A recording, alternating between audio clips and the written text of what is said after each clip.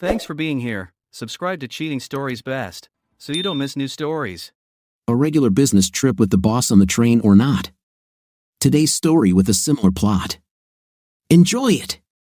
Nobody gets rich in academia, but I work 6 hours a week and make a 6-figure salary. Plus, Washington is full of opportunities for outside consulting, so I'm not complaining. Janet, my wife of 12 years, also works at the university. She started as an administrative assistant, but the girl was too talented for small roles. She's now the development director. For those who don't know academic language, development is what we nerds call begging. Janet essentially asks alumni for money, and she can charm the birds down from the trees. Who wouldn't want to hand over a big check to Janet? At 37, she's still absolutely gorgeous. Her dark features and curves reflect her Italian heritage. She's also a very smart woman, well-read, cultured, and funny as hell. In fact, her sense of humor is what people remember most about her. But in the world of fundraising, the main source of income is her breasts. She once told me that her magnificent breasts gave her a lot of trouble, mainly because they required extra care and attention. But she also openly admits they open a lot of doors for her. I remember one evening when we were with a potential donor. The guy was 60 years old and incredibly rich. The woman with him was his first wife, about his age, and plain. The potential donor eyed Janet like a puppy in a store window. This was not uncommon. The whole point is to have someone like Janet handle the requests because she's stunningly attractive. As the evening progressed, the man became more and more intrusive. He couldn't take his eyes off the half-foot of cleavage visible from her little black dress. His wife, who had arrived looking bored, now looked disgusted. Meanwhile, Janet ignored his excessive attention and listened carefully to his every word. I sat across from her, and my wife winked at me in a way that was both secretly funny and so shameless it could melt my feelings. She was clearly saying, "Do you see this guy?" That was Janet, working and playing at the same time. She left with a big check. My reward was waiting for me when we got home. I didn't marry Janet until my late 20s, and I had many women before her, but I've never met a woman who was as wild in bed as she is. Luckily, the next day was Saturday. Some people garden, fish, or play golf on the weekends. We love sailing. We keep a C&C Cruising 40 at the Washington Marina and usually go out on weekends around the Potomac and into the Chesapeake Bay. Janet is a great sailing partner, and with the power boosters, we can get anywhere on our own. There's nothing more romantic than sitting at anchor in one of the bays, watching the summer sunset over the Chesapeake, and enjoying blue crab and a cold bottle of Pinot Grigio. And there's nothing cozier than lying wrapped in a blanket in the cockpit of our boat, watching the stars and talking about a million things. Janet isn't just my wife, she's always been my best friend and closest comrade. To say that I love her would be an understatement. The university launched a major fundraising campaign this fall, which reduced our sailing time. Janet began to commit to 3-day trips to large populated areas. Usually, her team members handled refreshments and entertainment while she took care of the actual requests. But this campaign was a big deal, so she was expected to accompany her subordinates to demonstrate the university's commitment to the process. This was fine for me, as I was also busy with my own work at NCTC in McLean. It all took longer than we both wanted. In fact, the demands on my time were almost like having a real job. They planned to end the campaign in New York in mid-March. This was supposed to be a 4-day celebration because many of our graduates live in the greater New York area. Janet stood in our bedroom, sorting through the contents of her rolling bag. She looked like she was trying to decide if she had packed everything. I watched her from the doorway. She's a beautiful woman, but when she puts on makeup for the public, she looks especially stunning. She's of average height, and her long raven hair was pulled back into one of those stylish ponytails favored by fashionable women. It made her look menacingly slim and businesslike. With that gorgeous face and perfect little body, she was a sight to be admired. As I approached her from behind, she was chewing her lower lip as if trying to decide something. I said cheerfully, "Have you packed everything?" She replied almost wistfully, "Have you ever wanted to just give it all up and be a scourge and sail away?" "Lucia," I answered easily, "the boat is fueled and ready. Do you want to leave right now?" She turned around, put her arms around my neck, and looked at me intently. It seemed like she was trying to memorize my face, a strange reaction. Then she smiled brightly and said, "As soon as this campaign is over, I will take you to some desert island. Count on it." I thought about starting something, but we both had plans. She called a taxi to Union Station to catch her train, and I had a meeting at NCTC with several gentlemen from a small company in Langley. Highway 66 wasn't completely blocked this time, so I got there and finished my business much earlier than expected. It was only 1:05 p.m., and I knew Janet's train didn't leave until 2:15 p.m. I had time to surprise her, so I raced down the George Washington Parkway and crossed the Potomac onto US 1 to East Street in Union Station. It was mid-afternoon, and I parked and crossed the upper gallery at exactly 1:55 p.m. I bought a bouquet from a flower seller near the escalators, planning to give her a small, spontaneous farewell gesture. I just wanted to remind her how special she is to me. I know it was stupidly romantic, but our jobs had kept us apart for too much of the last 6 months. I approached the boarding area for Amtrak when I saw her dragging her rolling bag toward the first-class carriage. She literally glowed with confident femininity. I thought to myself, God, she's so hot. I couldn't go down the platform without a ticket, so I stopped at the gate. Damn, I just missed her. Then something strange happened. As I watched her walk, she reached out and took the hand of the tall man walking next to her. It was an intimate gesture, as if there was more between them than just being neighbors on a trip. It didn't make sense. When they turned to enter the carriage, I saw that it was Todd Brenridge.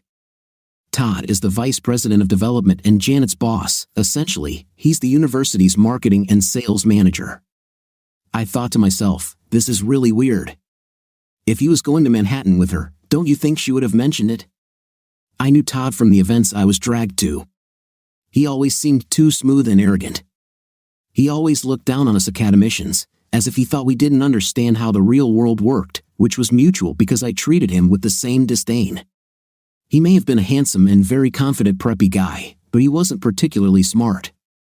And I consult in the field of counterterrorism, so I have an idea. I knew Janet had to interact with him at work, but I got the impression she thought he was a jerk. Todd helped Janet up into the carriage and handed her the bag. I didn't like how long his hands lingered on her when he did this. I walked back to the parking lot with a sense of unease gnawing at me. It bothered me a little that she didn't mention she was traveling with Todd. It made sense that he would accompany Janet on this trip. It was the grand conclusion to an important campaign. I just wish she would have told me about it. Of course, perhaps her forgetfulness was due to the fact that Todd is known for his love affairs. His wife kicked him out for cheating, and he has been relentlessly harassing everyone in a dress ever since. Maybe she thought I'd be less worried if I didn't know she'd be in a strange city with that predatory jerk. In that regard, I could understand why she didn't tell me about it. I felt bouts of jealousy just thinking about what I saw on the platform. This bothered me so much that I called my friend Eddie. Eddie, not Edward or Ed, is the vice president of IT at the university. He runs in the same circles as Todd and Janet, so I wanted to know his opinion about their relationship. We met for beer at Martin's Tavern, which is located near my house. Over its 75 years of existence, Martin's has hosted many political deals and transferred a lot of classified information. This time was no exception. Eddie is a calm guy. He oversees a large budget at the university, and one would expect him to be a cold bureaucrat, but he's a West Virginia guy by origin, and he's as rural as a foggy mountain gorge. He's also tall, about 2 meters, so he stood out when he entered. I waved to him. I already had my pitcher of beer and poured him a mug. He looked at me with bewilderment, sat down, and slowly said, "John, I haven't seen you in a long time. What's up?" I don't know if I mentioned it, but he plays the hillbilly role to the extreme. I got straight to the point. I said, "I'm interested in Janet and Todd Brenridge." He knew them both very well because he had attended many meetings with the development department. He stopped and thought, trying to carefully formulate what he was going to say. Finally, he said slowly, "Well, they've gotten a lot closer lately. He's definitely a skirt chaser, and it looks like he's got his sights set on her. She hasn't given him anything yet, as far as I can tell, but he keeps trying, and he's her immediate superior." I tried not to look as shocked as I felt. I said, so let me get this straight. Brenridge is persistently pursuing Janet, and she can't directly tell him to back off because he is her immediate superior. Is that what you're telling me? He looked at me with the penetrating eyes of a simple man and said, aha, that's exactly what I'm telling you. We spent the rest of the evening discussing technical things. We all play roles when we are with other people. It's the way we filter how others perceive us. When it comes to playing a West Virginia farmer, Eddie is perhaps a little more over the top than Jed Clampett, but he has a PhD from MIT, and his specialization coincides with my field, so we had a lot to talk about. I walked back home on a beautiful April evening, feeling very restless. I had seen them together, and Janet didn't look like she was putting any barriers between herself and this guy. In fact, if you saw the two of them walking to the train, you would think that she and he were a couple. She had made numerous fundraising trips over the past 6 months. I wondered how many of them her boss had accompanied her on. It made sense that the most important development man and his deputy would travel together for the final event of the campaign, but the situation was too convenient if love games were on the agenda. It was quite late in the evening, and it was time for my call. I dialed Janet's number on her cell phone, and she answered immediately. She sounded as bright and loving as ever. I said, "Hello, my love. Time to put you to bed." She laughed and said, "Why don't you come here to Manhattan and give me a good nap?" I replied, "I'd love to, but you have a lot of work to do. I'll have to settle for doing this as soon as you get home, and for the rest of your life." She laughed again. I was going to mention Brenridge, but it seemed inappropriate. I would sound like a jealous wimp, complaining about her boss being there. More importantly, I had reached a point where I wanted to investigate the situation more thoroughly, so I didn't want to warn her. Suspicion is an insidious disease. Once you get infected, you will never get rid of it. Suspicion also makes you do mean things. I suddenly, desperately wanted to find a cure. As a first test, I called the hotel and asked to be connected to her room. I would make it sound casual if she answered. But the phone took forever to ring. I tried again an hour later, with the same result. This didn't prove anything. She could still be working, but there was another explanation. This sent shivers down my spine. I was in a panic. However, I am ashamed of what I did next. My only excuse was that I needed to find out, and it was ridiculously easy to do so. Thanks to a new generation of malware, you don't have to sneak around to spy on someone. Malware makes old-fashioned listening devices and video cameras look woefully outdated, just like they were in the 1990s. She was 200 miles away in Manhattan, but what I planned to do would make me invisible in her room, and I would never leave the comfort of my desk while doing it. I composed a regular email to Janet. It read, "Can you take a look at this contract when you have time? I need your opinion by tomorrow. What do you think?" I attached a PDF with a copy of the consulting contract we had already talked about. Janet was in finance, so she was the right family member to handle contracts. We had already discussed the terms of the contract, she just needed to review it. Since Janet was in fundraising, not computer technology, she would never have noticed the extra 20 megabytes of something very nasty she was downloading. Those extra lines of code were a piece of evil I picked up from my friends at the George W. Bush Center. The virus is known by the mundane name Flame. It had been in circulation for a couple of years, but I had the armed version, the same one that a certain state used against the Iranians. Flame is one of approximately 100,000 reasons why the internet has completely changed the reality of our world, especially when it comes to personal privacy. Essentially, I sent my supposedly innocent wife spyware that turned her laptop into my own remote surveillance device. Basically, I could see what her laptop saw and observe everything that happened within the range of its camera and microphone. This trick took just one click of my mouse. She didn't open or respond to the email until late the next day. When she did, her return email told me that I now owned her computer. I activated the virus as soon as I saw that it was enabled. The image and sound appeared as if I were standing in the room. Most people staying in a hotel room keep their laptop open on a shelf on the wall opposite the bed. This shelf is an architectural standard in every hotel room, as it also houses the TV. The laptop was accidentally turned on, although I could have turned it on if I needed to. Its orientation was focused on the bed. How wonderfully successful. Now I was watching her room in real time. I could hear the shower running. Janet then walked past the camera and sat down to dry her hair. From the dialogue, I realized that they had just gotten out of the shower, Janet and Brenridge. Every alarm in my brain went off at once. I even screamed, "What the hell is he doing there?" Of course, she didn't hear me. The answer was painfully obvious: they made love. Seriously, I had had enough of watching. I set the device to record.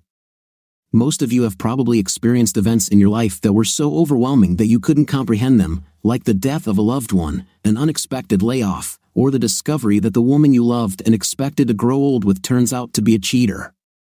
Some of you may cry, some may hit something, others may get drunk. In my case, my vision began to flicker, and I fell into a state of stupor. I didn't faint per se, it was more like a coma or just death.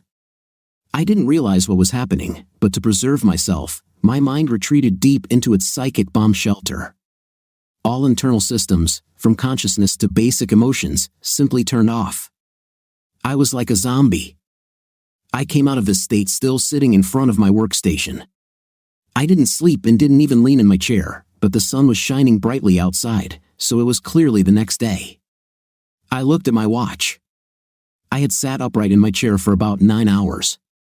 My muscles ached, and it took me a few minutes to warm up enough to be able to walk. I returned to awareness of the world around me, but all my internal structures were burned to the ground. I was empty inside. I don't know how others might react to what I had just seen, but I was completely devastated. You live in one version of reality, and when the picture changes, it is difficult to quickly move to a new universe. Well, give me a break. Janet had been my best friend and loving wife for the last 4,380 days. This alternate reality was just a one-day thing. My thoughts were almost comically banal. How could she do this? How often did she do this? And every cuckold's favorite question: how many other men has she had? Denial is the first stage of grief. You try to reinterpret what you saw, but I had a huge MP4 documenting the facts in gorgeous high definition and digital audio. It was hard to deny. Janet was not in her room. She and the man had to be at work somewhere, or maybe they had a night in another room. It didn't matter anyway. I sent a command to destroy the virus and turned off the connection. They'll never know how I did it. It will take time to review all the recording material. They say you should never look at your spouse cheating if you ever plan to reconcile. This was not a problem for me since we were finished. The only question that remained was how to break it off. It is not the betrayal of trust that affects you so much as the realization that your fundamental assumptions about the inevitability of your marriage, and even your life, are incorrect. There are things in everyone's life that we simply consider as given. At the top of this list is the belief that both partners in a marriage will remain faithful. If you are a normal person, it never occurs to you to think otherwise. So when you see that basic assumption shattered, you begin to question all the other things you assumed for granted, and it is a very dark and lonely path. I was already on this path. At that point, I knew to my bones that reconciliation with Janet was impossible, so I planned to treat everything I had written down as just information. This would be ammunition for what I now needed: an absolute scorched earth, an absolute knife war. Revenge is such a cleansing feeling. It focuses and guides you through the maelstrom of less practical emotions that swirl around you when you are betrayed, as I just was. Revenge makes you feel less helpless and lost.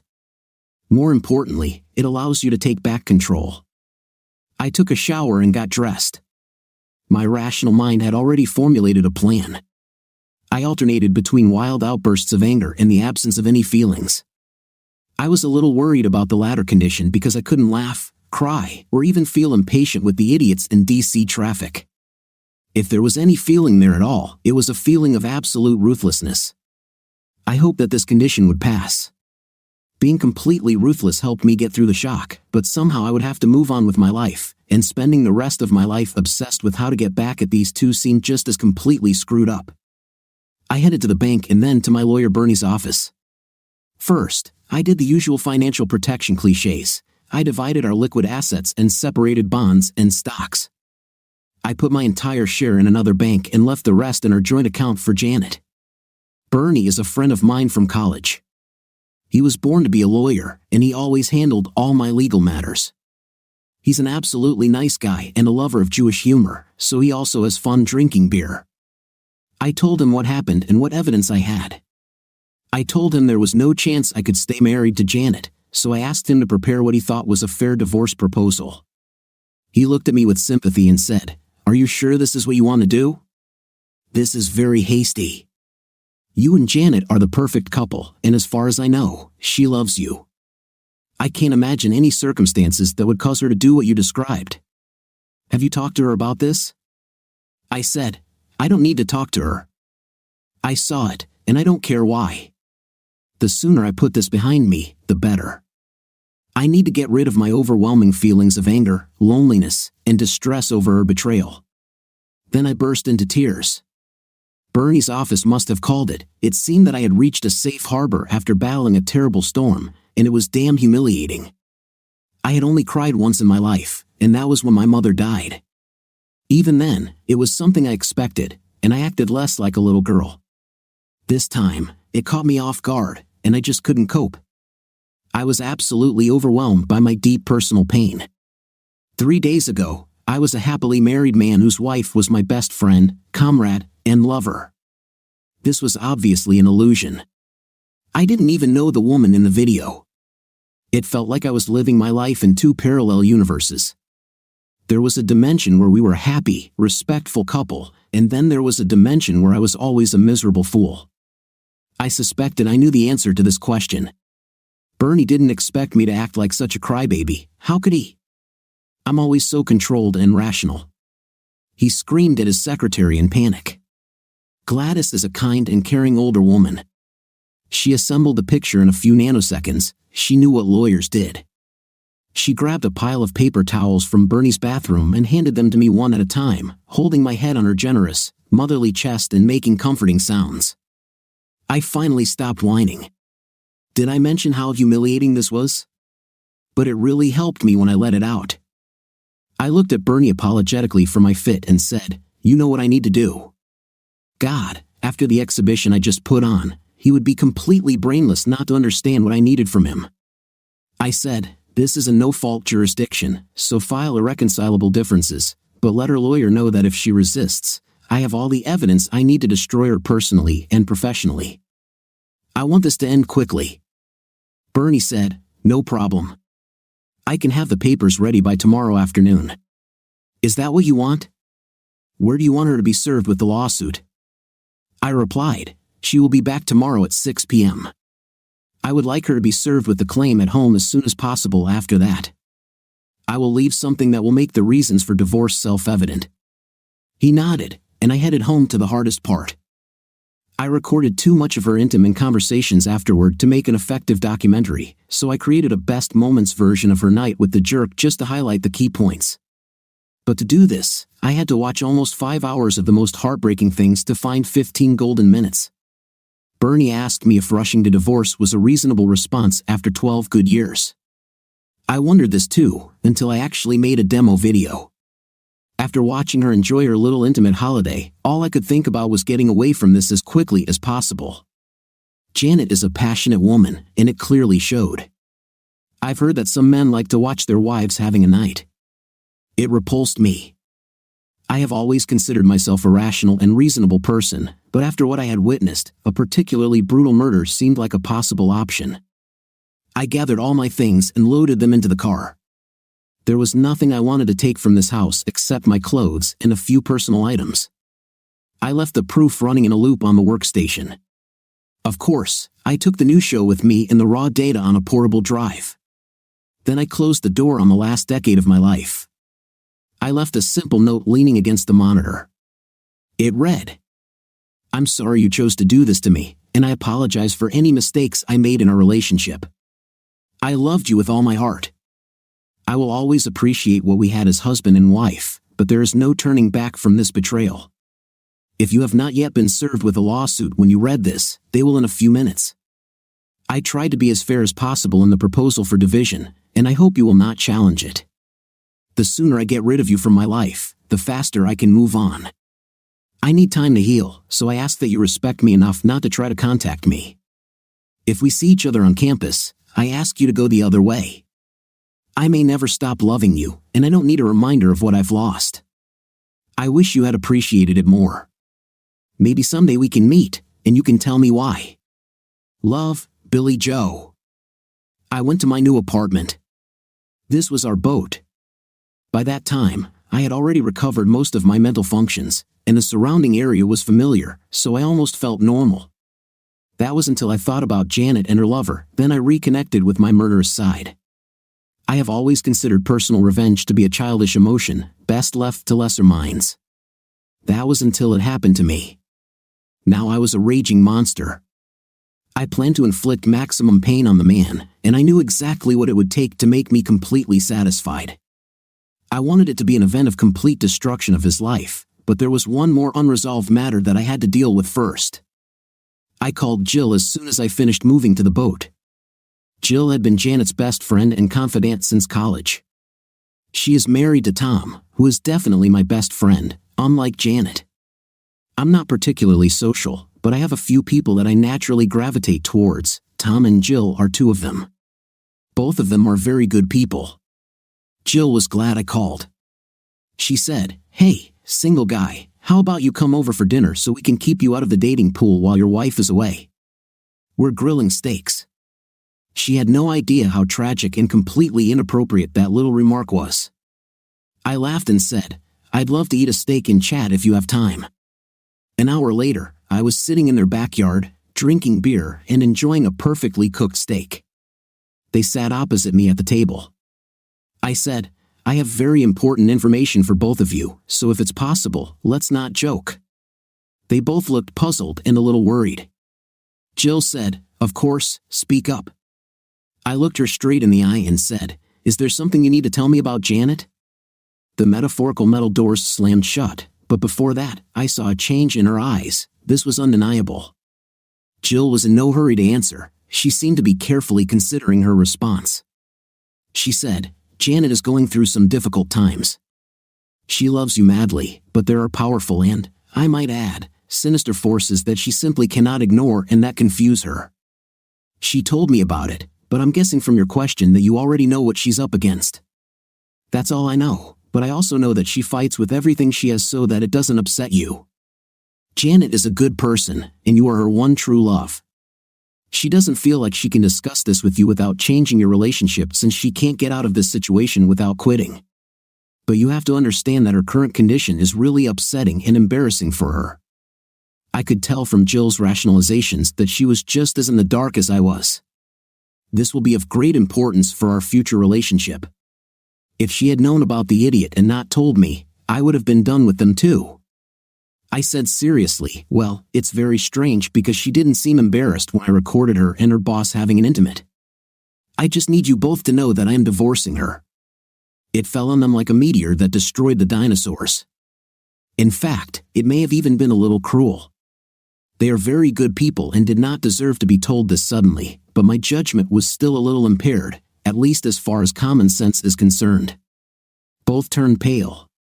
Jill looked like she was going to faint. She stood her ground and said, "What did you just say? Are you divorcing Janet?" I replied, "The claim will be served tomorrow. I've left a video to illustrate the reason. It's pretty revealing, and don't ask how I did it." Perhaps Jill and Tom thought I had hired a private investigator, a very outdated idea. Jill muttered, "This will kill her. She loves you madly. I can't believe she betrayed you. Was this with Todd Breen? He's the one who pressured her to have a night."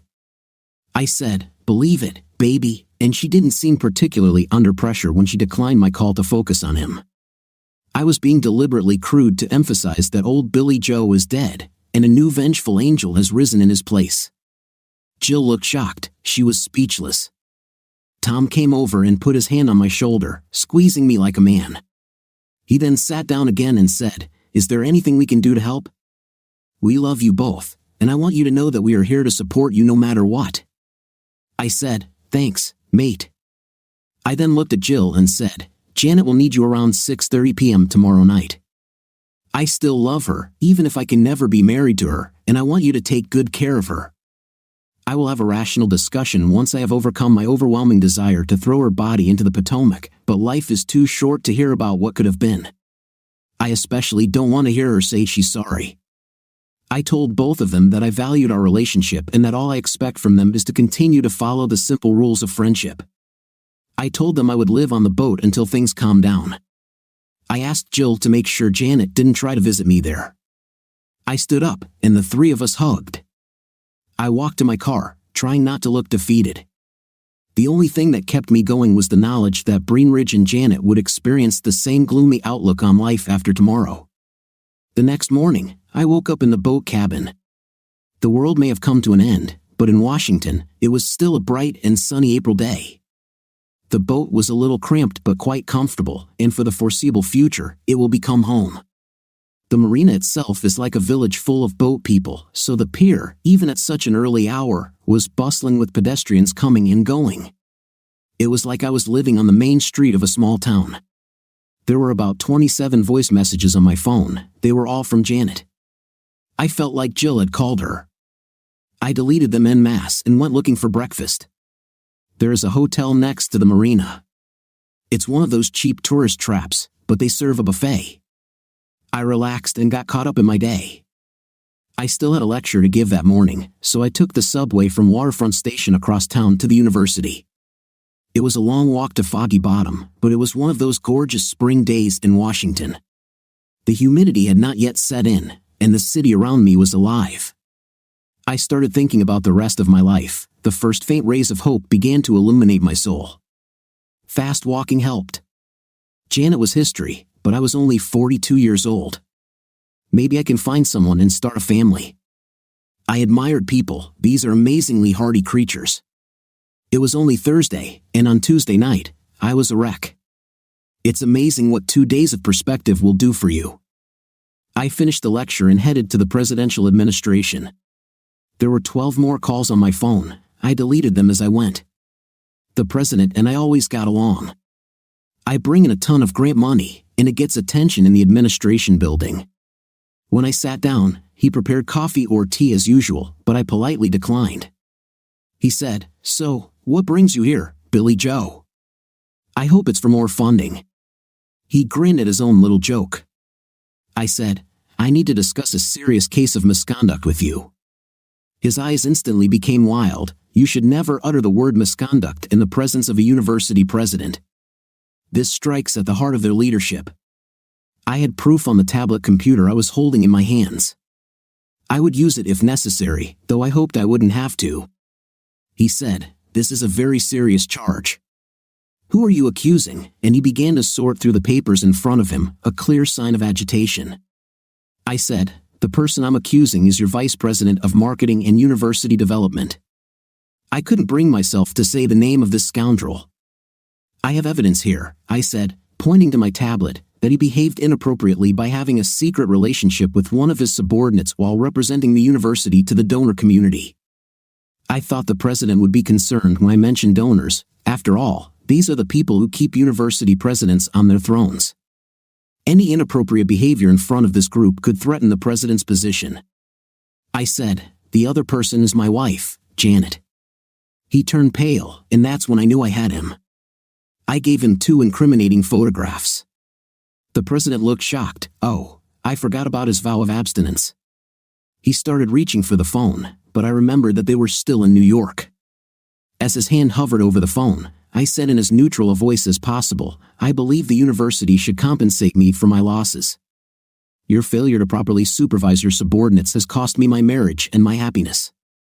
It was something he could handle.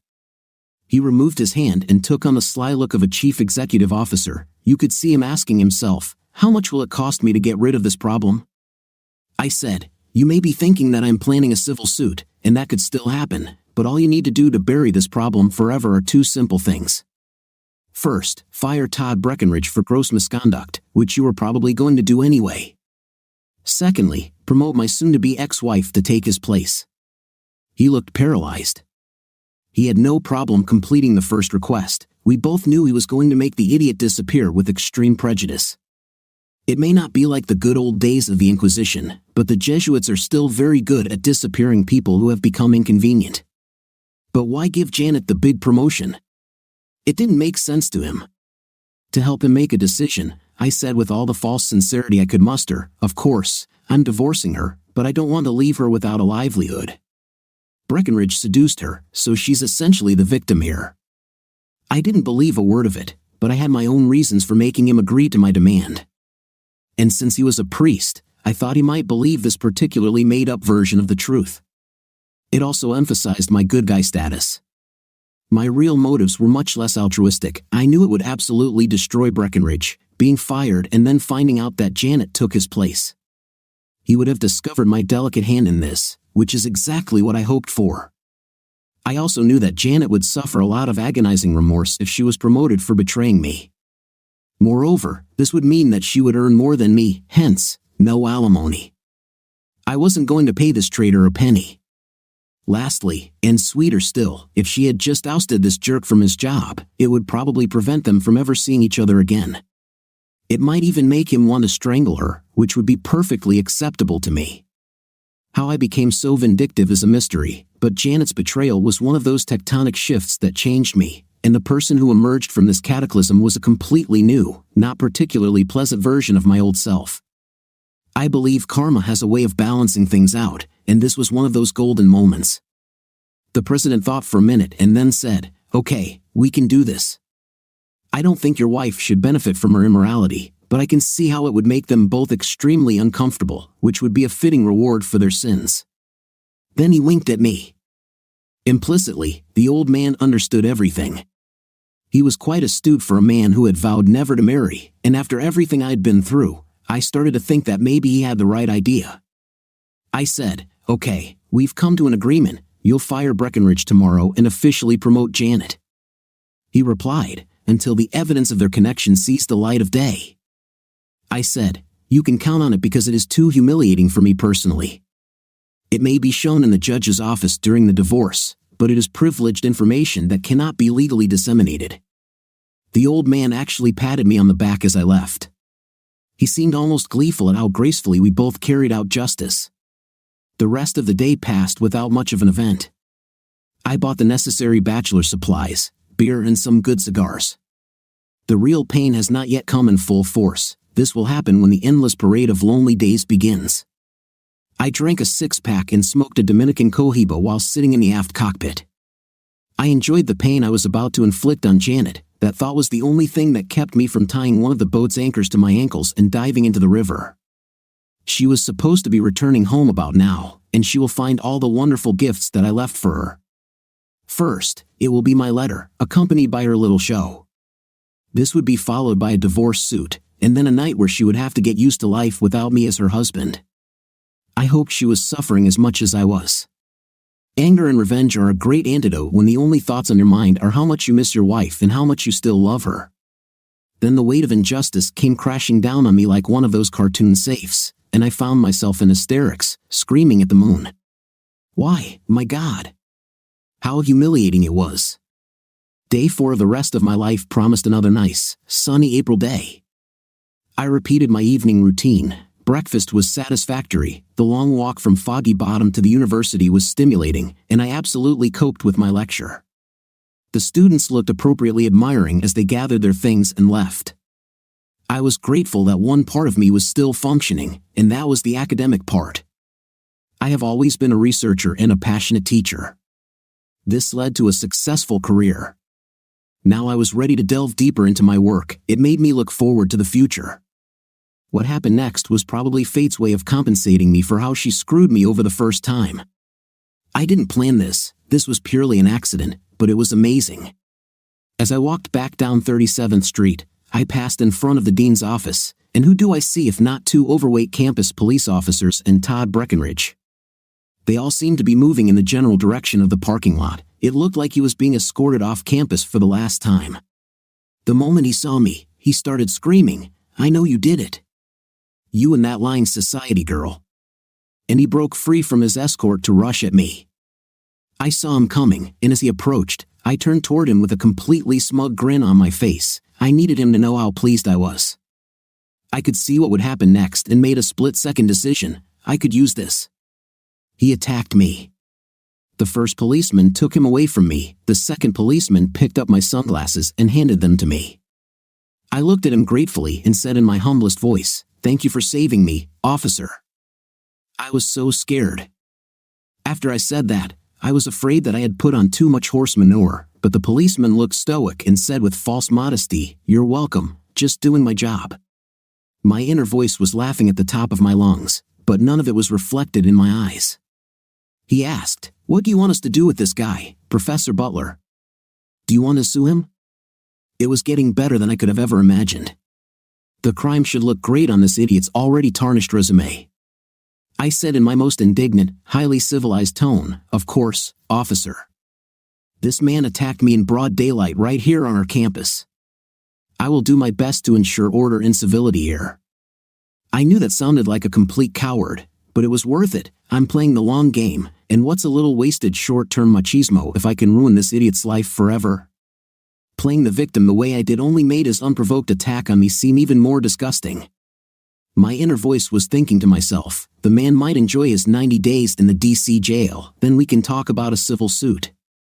I truly believe that karma balances things out somehow, and it was one of those golden moments. Sunday evening, I was sitting on the stern deck of the boat. It seems that the ritual with a six-pack and a cigar was going to become a daily event. The weather had warmed, and the cherry trees in the tide pool were in full bloom. It finally dawned on me that I was completely alone, and waves of sadness just washed over me. A dark despondency set in. At that moment, my phone rang. I had trained myself to check my caller ID so I wouldn't accidentally answer one of Janet's calls. She stopped calling as often as before, but still called a couple of times a day. I think it was just to stay on my radar. It was Jill, so I answered. She said, "Can we meet tomorrow for lunch?" I replied, "Of course, honey, as long as your husband doesn't mind his attractive wife having dinner with a lonely guy." She replied with some irritation, "You are not alone yet, and that is what I would like to talk about." A rush of anxiety flared up inside me. The last thing I wanted was to discuss Janet. I said, "You're not going to talk me into going back to her, are you? And if she's there when I get there, I'll turn around and leave." She replied, "I just want to update you on her condition and talk about what will happen next. I promise, no excuses, and I won't beg." I said, "Then let's meet at 2:15 at the Tombs. It's exam week, but I still need to eat." She said, "See you there." I didn't like her tone. It sounded like she was preparing for a confrontation. The next day, I sat at the Tombs with a beer in front of me, admiring the scenery. The place really looked like a college diner, and the lunches were pretty good.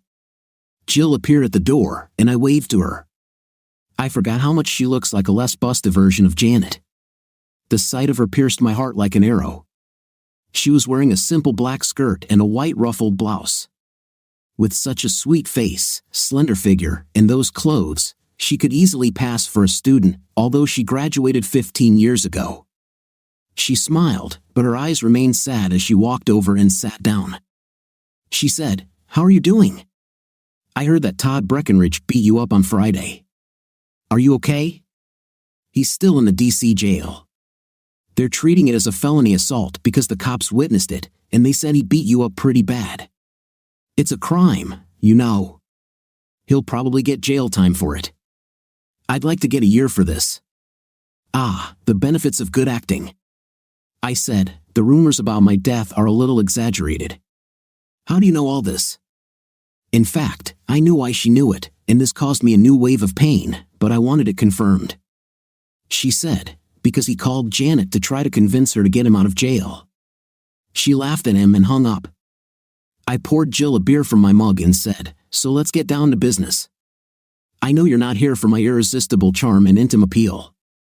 She smiled and said, "Well, if it weren't for my love for Tom, it might have been that way. But yes, I want to close this issue. I know you won't talk to Janet, but it's cruel to keep her in the dark like that. That's why I'm here on her behalf. She's absolutely destroyed, as you probably know. She never expected you to find out, but she also told me that she knew how smart you were and should have known you'd find a way. By the way, what alarmed you?" I said, if I hadn't tried to make a romantic gesture, I would still be a happy but cheated cuckold. And in some ways, I wish I had. I rushed to Union Station to surprise her with flowers before her trip and saw how she and Breckenridge got on the train. I didn't like the way they interacted with each other. I won't go into detail about how I caught them, it's too technical and boring. I saw everything they did and heard everything, including the conversations afterward. Jill's eyes widened. She said, "Then you already know what happened." "I don't need to explain."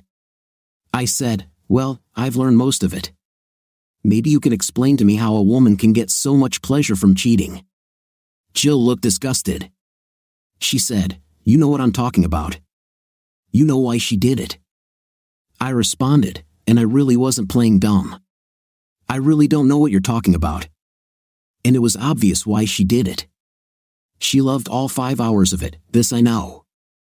Jill said, "Didn't you realize from the pillow talk that she was in bed with this guy because he was finally pressuring her to sleep with him? This was the only time, and she did it because he promised her that if she did it once, he would leave her alone." This was perhaps the most personally offensive statement I have ever heard come out of anyone's mouth. Janet's excuse sounded more like a convenient ploy to avoid personal responsibility than a rational explanation. No one could have thought that I was so incredibly simple unless I was completely brain dead. My inner voice said, "Excuse me? She thinks I'm an idiot?" Seriously, Jill must have been very faithful if she was willing to carry that bucket of manure. Janet's explanation was so wonderfully selfish that I almost thought she believed it herself. And if she really thought she could ward off this idiot by sleeping with him, she was even stupider than her friend. I wanted to say, "Let me give you a more likely explanation." In Janet's head, this guy who was pressuring her about night gave her a handy get-out-of-jail-free card to try something new. But Jill looked at me with sincerity. She really believed this crap. What a true friend. So I said, "This was never mentioned during their intim." I got the impression that they couldn't leave each other alone. Jill said, "She hates this guy. Everything you saw was her attempt to document the case for an intimate harassment. She even wrote it all down to use as evidence. She would never say anything encouraging because she was trying to catch him." This I was forced to challenge. I said there were about 10 ways to do it without sleeping with him. It was just an excuse to taste another man. However, now that I thought about it, her tone did seem aimed at establishing that she was under pressure. But whatever she was thinking when she turned our marriage vows into burnt toilet paper didn't matter. The fact is that she did it. Janet was clearly trying to win me back, convincing me that her night of cheating was an act of desperation, an attempt to build a case against the guy who was harassing her. This really made me angry, and there was nothing they could say or do to fix it. Janet always thought she was smarter than everyone, including me, and in most cases, this was true. I guessed that she had come up with her little plan and felt quite comfortable going through with it because she had really convinced herself that it was a way to keep this jerk off while she had a little harmless fun on the side. This seemed to be entirely Janet's style. She thought she would have proof of her hold over the guy, and it would never hurt me because I would never know about it. In fact, if I hadn't seen them together at the station, this probably would have happened. I was even willing to accept the assumption that this was a one-time thing and would never happen again, because the prospect was immaterial. The problem is that it happened, and I witnessed it. Even worse, I've seen it multiple times in high definition. My inner voice mockingly commented that they really should have turned off the lights. I said, "How does this affect me? This won't change my mind about divorcing her, and I'm sure the courts will be on my side, as cheating is still a valid reason. I couldn't take her back after what I saw. Honestly, I don't even want to look at her, let alone talk to her." Jill said, "If you won't put up with her, why did you get her promoted? You got her out of trouble and promoted her to his position. Why did you do this if you don't love her? It doesn't make sense." I said, "Excuse me, I love her with all my heart, whatever that means, and there is no other woman in the world for me. What I did was so that she could live the rest of her life without me. It was done out of love, but she will have to understand and accept that she destroyed our marriage and destroyed me as collateral damage." I didn't want to tell her that the promotion was just my way of making sure I didn't have to give the idiot anything. This might make me sound a little less noble, but I told her to move on with my best wishes and that I never want to see her again. I'm going to take a year off to highlight this. The university owes me this, and when I return, I will start my life as if it never existed." Jill looked beaten. I didn't want to hurt her, but I needed to convey to her and Janet that they were killing me by prolonging the agony. I said, as gently as I could, "You and Tom are my friends. Please don't think that I feel anything other than love and admiration for you. But tell Janet not to resist the divorce. She will get a house and a good allowance, and now she is a high-ranking official. She is a beautiful woman and will find someone to replace me. Unfortunately, this will not be so easy for me to do. So please be so kind as to leave me alone and let me try to start again." Jill smiled sympathetically, but she said bitterly, "I will do it and I'll convince Janet to do the same. But you are wrong about one thing, she will not replace you. She has never loved anyone but you and will always love you. No one will ever take your place in her heart." Jill then stood up, straightened her dress, and squeezed my forearm. She said, "I will tell her everything you said, but I hope you understand that Janet didn't want any of this to happen and she regrets it with all her heart." I said, "I'll take your words on faith, but it doesn't change anything. There is no way that we can have a relationship like spouses now." I threw a few coins on the table and we walked out together. I walked slowly back to the boat, where sadness fought with rage for the right to control the ship. There are 4 good reasons to teach: May, June, July, and August. These are the months when you are not working under a contract but still receive a salary. In addition, I negotiated a year's paid sabbatical, which meant I didn't have to return to the mine until the following fall, and I knew where I was going: St. Lucia in the Windward Islands. You're absolutely right, this was my wife's last wish, so yes, it was a tribute to our marriage. What can I say? I'm sentimental. I actually saw Janet once before I left. I had a large morning lecture with almost 300 students. I do like admiring crowds. They all sat there listening to me and frantically taking notes while the teaching assistants walked through the seething mass like shepherds with dogs. I was in full swing when I looked up at the top of the audience and nearly choked on my tongue. Janet stood at the door, looking broken. This was the first time I had seen her in the flesh since I saw her get on the train with that idiot. Her beauty was dazzling. I felt 40,000 volts pass through me. This completely threw me off track. I stopped talking and just stood there at the pulpit like an idiot. I didn't want her to see how much the sight of her affected me, but my lips moved like a fish out of water. Nothing came out of my mouth for a good 2 minutes. The students all looked at me in confusion. I was almost afraid that one of them would raise their hand and ask if I was okay. I took a sip of water and took a deep breath, then continued. When I looked up again, she had already left. I felt like I needed someone to love who would love me unconditionally, so, of course, I did the only reasonable thing. I went to the Washington shelter and adopted a dog. The one I chose was perfect. He was what people call a brown dog, which meant he had so many breeds in him that his main characteristic was simply that he was brown.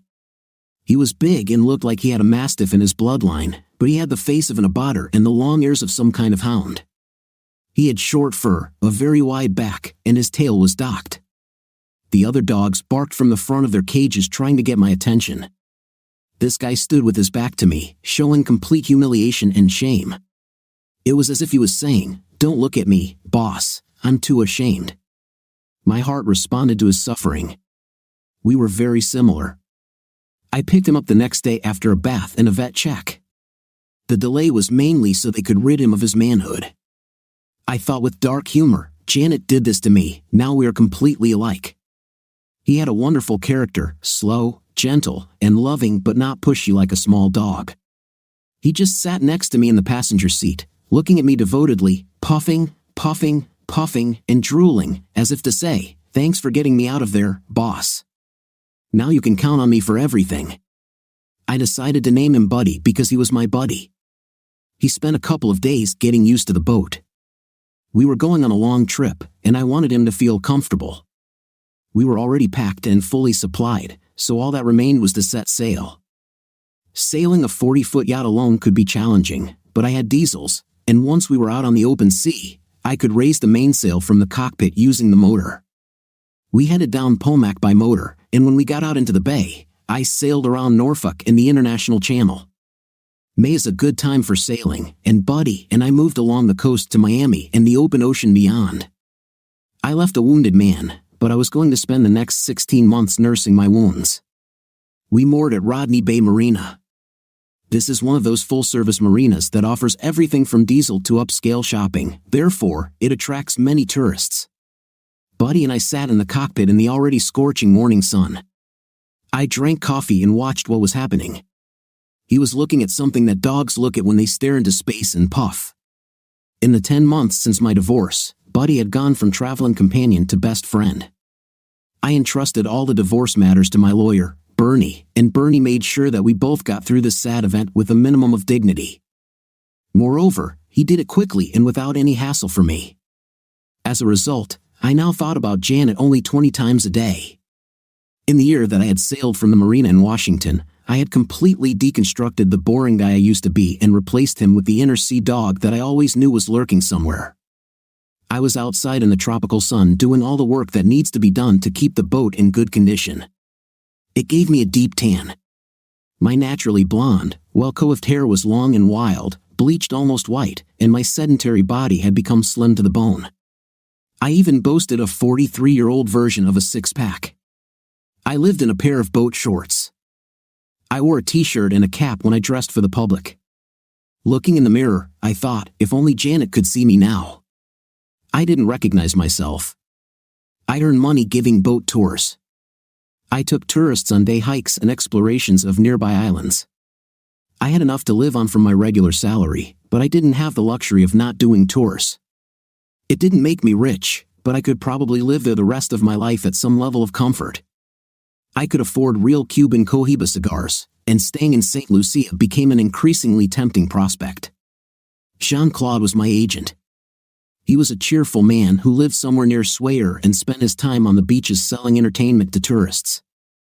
Among his other goods, tours were one of the more respectable forms of his business. I met him during my first week in St. Lucia. I had booked a mooring spot in Rodney Bay for the duration of my stay, and there was a place near the marina called Spin Acres that had just the right amount of casualness.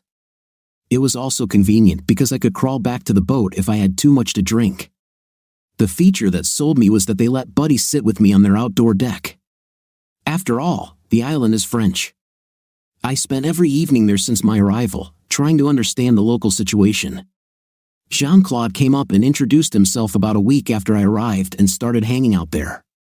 He was jet black and had one of those lively personalities that would make Bobby McFerrin seem extremely humorless.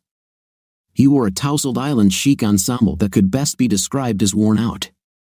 It consisted of an old Hawaiian shirt and tattered shorts that appeared to have originally been long pants. When he approached, he spoke in cheerful Creole. I knew he was trying to scam me, but I asked him to sit down. Any guy who manipulated this well should have known better. I bought him a drink and told him that I had just moved here and wanted to learn how to thrive in St. Lucian culture. I said he looked like the right guy for it, so I offered to pay him to teach me everything I needed to know to be successful in his company. His manner changed from cheerful to cunning. I saw him thinking about angles. I also saw that he was a really smart guy. He switched to completely clear French accented English and said, "How about you have some free fun with me, man? I'll teach you enough that they'll think you were born here, and you can pay for all the food and drinks." I laughed and said, "Why do I feel like I'd be better off if I just gave you a couple thousand?" He laughed and said, "That would be it. It would definitely be it. It's the beginning of a beautiful friendship." Almost every night, he, Buddy, and I would sit at Spin Acres all night listening to the music, which was really, really good. Buddy and I would then return to the boat while Jean-Claude went off to look for another victim. He never seemed to sleep. Jean-Claude took me everywhere and introduced me to everyone, and when he finished, I felt like I could run for mayor of Castries. One of the most disturbing consequences of my divorce was my complete lack of interest in night. In fact, this could be extended to my attitude toward women in general. I didn't know whether the fear of betrayal was keeping my desire for female company under lock and key or whether it was a case of intimate dysfunction due to my sudden change in fate, but I had no interest in interacting with any woman under any circumstances, no matter how attractive she was. It actually took 6 months after Bernie told me I was single again before I started looking at women that way again. I was now at the stage where I could appreciate a slender female body in revealing clothing, but I was still very aware that each of their beating hearts was full of duplicity. At this time of year, there were more cruise ships in Castries Bay than there were ships off the coast during the Normandy invasion. Most towns north of the border were still relatively uneasy, and all these giants landed passengers on our little island. Jean-Claude must have been right in the middle of it all because he called me and said, "I have a family who wants an excursion to Martinique. Pick them up at Sandal's house, and that's good money for you and me, man. Name's Wilson," he pronounced it like Wilson. Jean-Claude lived for moments like these. The Sandals resort he was talking about was down the coast outside the town of Castries on the Rodney Bay side. I said, "Thank you, my friend, and you can take your share tomorrow." He laughed and said, "Take your time. You're acting like a tourist, man. I'll get it later," and hung up. An hour later, I pulled up to the Sandals dock on the diesel. Buddy sat in his usual place on the bow, looking just like a kind, stoic figure, puffing, puffing, puffing. I assumed that the family would consist of a dad, mom, and children, but it turned out that this was a family in the sense of brothers, sisters, and spouses. There were 5 of them, 2 men and 3 women, ranging in age from about 20 to a guy who looked to be in his mid-30s. A woman in her early 30s was slender and had the look of a housewife from Yappy. She was clearly with the oldest guy. Then there was a woman about the same age as the wife who looked so similar to the first woman that she had to be his sister. She was tall and had this aggressive physique with huge breasts that screamed hot, but she was wearing trousers, not shorts, like a plain woman. It was an interesting contrast of messages. It was obvious that she was married to another guy because she was hugging him, even though he looked several years younger. The woman who was single was in her mid-20s. She was undoubtedly the younger sister. This one was a real beauty. Since I first saw Janet, I have never seen such a combination in one woman. She wore a pair of white shorts and a blue alligator polo shirt. She had thick brown hair that hung below her shoulders, styled in layers in what had been known as the Rachel for the past decade. She had a golden tan and the most perfectly proportioned features I had ever seen on a woman. She was stunningly beautiful. She was about 5 feet 6 inches and had great leg muscles and a killer 5th place. I knew this because she bent down to pick up the refrigerator as I approached the dock. When she turned to come on board, my first impression was athlete. She was incredibly poised and graceful. However, they perfectly complemented her slender figure, not looking too big. She had broad shoulders and thin arms for a woman and long, smooth muscles on her legs. Janet's hips were full and round. This woman had firm, athletic thighs that simply radiated feminine strength. I had already noticed her protruding 5th place, but when she turned to put the refrigerator down, I saw that her waist was so narrow it made her flawless hip structure look almost curvy. I might have lingered a little longer looking at her because she noticed me and looked at me with complete disgust.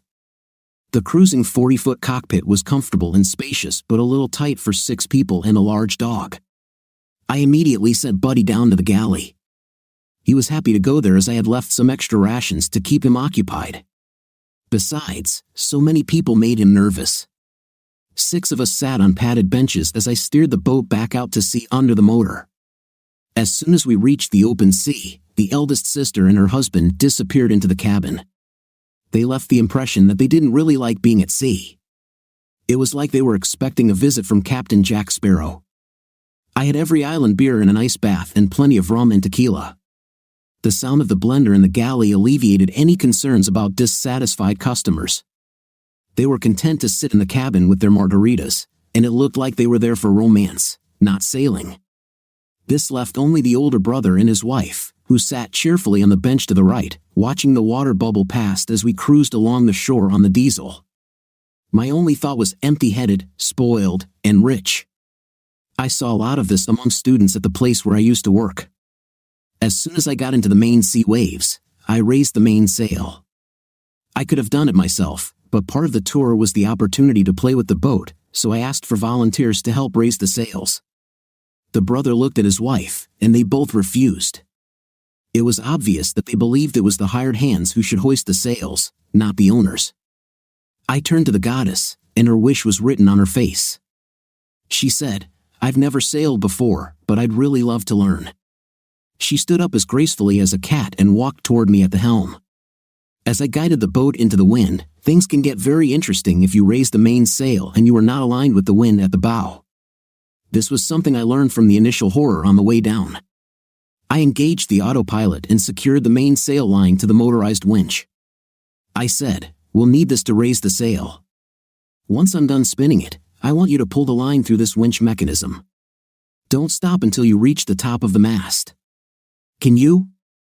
She answered enthusiastically, "Yes, Captain." Her gaze was like that of a little girl concentrating on learning to ride a bicycle. It was so touching that I almost forgave her for the vibe she was giving off the entire time she was on the boat. We raised the main sail and jib as efficiently as I ever did with Janet. The woman was undoubtedly a physical specimen, perfectly coordinated and very precise in her movements. I wondered if she was a professional tennis player or something like that. Her rare athleticism was hard to miss. The sails filled as I turned away from the wind at the bow, and we settled on a nice port tack, making perhaps 8 knots. It was so exciting that she even screamed and clapped her hands for joy. The look of delight on her face hinted at deep emotions and other aspects of her soul. I turned to take the helm and adjusted the course to 350 degrees. I said, "Enjoy it. There's food and drink below, and if you want to sunbathe, the foredeck is a good place to do it."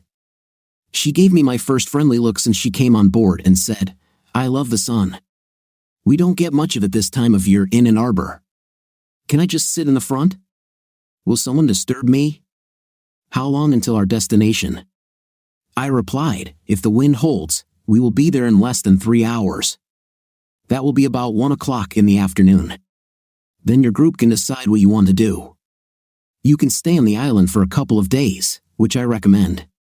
I'll pick you up when you want to come back. Another option is to make it a day trip. We'll be back around 7 p.m. I'm willing to do whatever makes you guys happy. You are the clients." She said, "Can we decide when we will arrive? What is Martinique like?" I said, "It's the Paris of the Caribbean.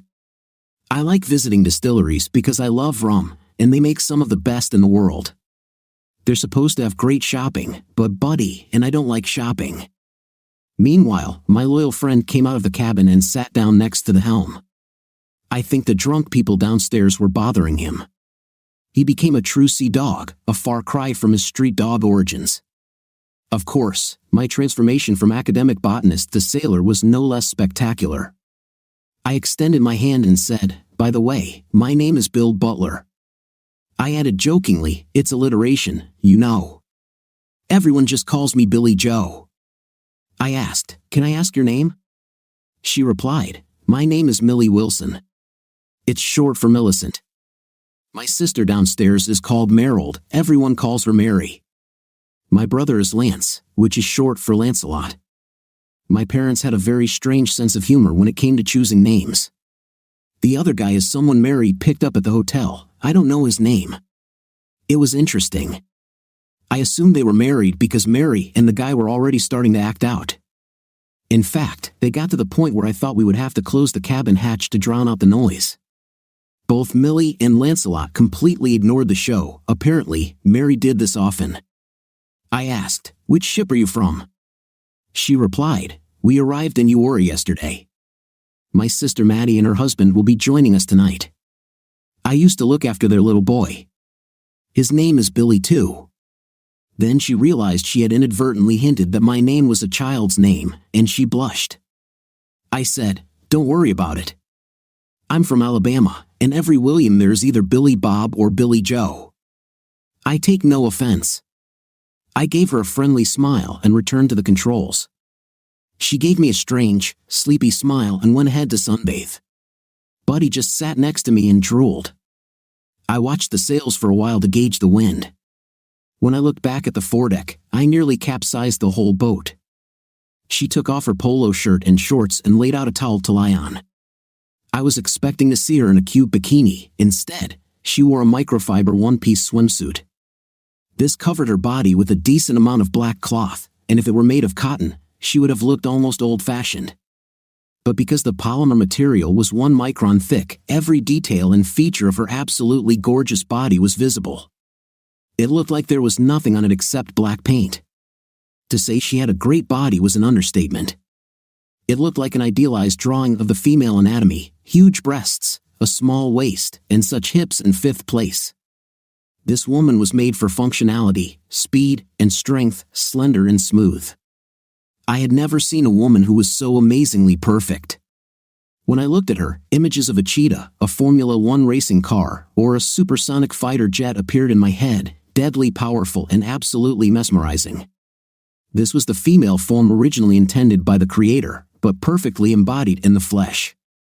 It was delicious. I changed my mind about her being a tennis player.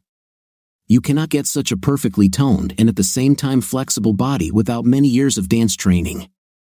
Obviously, it wasn't ballet. Ballerinas are flat-chested because they need this to maintain straight lines in ballet. This woman had big breasts. I was actually a little disappointed by the flawlessness of her breasts because the only conclusion I could draw from their absolute perfection was that she had bought them. I'm not interested in a woman who would do this to herself. It just seemed like she wasn't that kind of woman. She simply radiated sincerity, openness, and modesty. I felt the first signs of something emerging. I dropped off my passengers at the pier in Fort-de-France, which is right in the center of the city. The cruise terminal is nearby, and I had a diesel the whole time across the Bay of Fort-de-France. This was necessary for management purposes, so as not to end up under the keel of one of the monstrous cruise ships that come and go from there like elephants among mice. I escorted all my passengers to the pier and then moved into the harbor and lowered the anchors. The entrance to Fort-de-France was a bit like the approach to Cala, with the same promenade and Norman church tower, but the housing stretching up the surrounding hills was purely island Creole. They decided to spend the day shopping since they were going to meet their older sister and her family that evening. Mary and her new friend wanted to stay on board and drink, but I convinced them that local distilleries had tasting rooms, so it was worth the trip. Apparently, the prospect of tasting free high-quality rum interested them more than Intim. Besides, they had already enjoyed that enough for a while. Mary was a mystery. She was clearly a first-class woman, a strict yuppie, and very controlling. At the same time, she spent the 3 hours it took to get to Martinique drinking and hanging out with a stranger who was about 10 years younger than her. I wondered if deep down Millie was as insatiable as her sister. On the way to Martinique, Millie spent time on the foredeck working on her tan. She alternately lay on her back and then on her stomach. Whichever side it was on, it distracted me so much that I stopped looking straight at the bow of the ship. She felt comfortable with her family. In fact, on a short trip to Martinique, Millie in this suit seemed to completely cure me of any intimate dysfunction that Janet might have instilled in me. It was a damn miracle. Luckily, Millie had changed back into her polo and shorts to head to the city. She would have provoked a civil uprising among the male population if she had appeared in Fort-de-France in this costume. "Do you want to come with me?" I replied, "I'd love to, but I need to look after the boat." "I hope you have a good time. There are more expensive shops on Rue Victor Hugo, and if you want something to eat, try Chez Carol. A tour of the rum distillery in Le Diamant is something incredible." She said, "Thank you," and shyly squeezed my forearm. What a thrill! I knew what it meant. Buddy and I sat in the sun all day and waited. I usually killed time by playing on the internet or reading. Today, I was just thinking. I had been burned badly by a beautiful woman and didn't want to repeat the experience, but this girl, she was still only in her 20s, seemed different. There was something special about her. There was a sense of strong personal integrity that she radiated. She was a giver, not a receiver, and in this respect, she was at the opposite pole from Janet. First of all, she was not a vampire. Janet, for all her intelligence and common sense, knew the effect she had on men and was always ready to exploit it. Millie either didn't know she was smoking hot or it didn't matter to her. Janet's intelligence was similar to that of a man's, always in full view of everyone. You could talk to her and understand how smart she was. In some ways, Millie might have been smarter, but this was a woman's intellect, subtle, nuanced, and less obviously self-centered. Did I mention her hostile intimacy? At first, she wanted to burn me at the stake for looking at her, but there was something about the way she moved and carried herself that made me think that once you started her engine, she might be even hotter than Janet. Janet was like an active volcano. The mention of her sister's children also intrigued me. We were childless because Janet wanted a career. Millie seemed especially fond of children. It fit perfectly with all the other aspects of her personality. I wanted children. Using the word whole to describe someone is so unfashionable, but that was Millie in a nutshell. She felt comfortable in her skin, knew who she was, and didn't need to prove anything. She was cheerful, open, kind, and spontaneously affectionate, and for the first time in almost 14 months, I started thinking about romance. At that moment, my quiet voice reminded me that I was 16 years older than her, so it's unlikely she would have found me attractive at all. She probably had plenty of hot young 27-year-old studs to take care of her needs at home, but I wondered if she might be willing to try an island fling with an older man, just to get me back in the game, so to speak. There was a lot to think about. They finally called at 7 o'clock and told me to come pick them up. The women were laden with bags and boxes from the almost Parisian shopping experience that Martinique offers. The older brother wanted to tell me about the Central Market as if I had never been there. He and his wife then walked forward, holding hands. It was somehow innocent and sweet. Mary and her pet fell out of the rum tour and quickly retired to the cabin, closing the hatch behind them. Definitely not a subtle hint. Millie came and sat in the driver's seat with Buddy and me. She was doing that woman thing where they start wanting to get to know you better. The sun setting in the tropics was very romantic and shone over our right shoulder in all its purple and gold glory. She sat on the bench next to the helmsman's chair, her arms wrapped around her magnificent legs, studying me solemnly and watching me steer. I said, "Would you like to try it?" She looked absolutely happy and asked, "Can I?"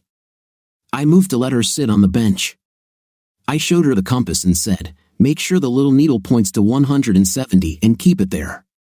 A sailboat is like a living creature. The helmsman, the boat, and the wind are all parts of one whole. Control it by feel. She looked at me dreamily and then returned to the steering wheel.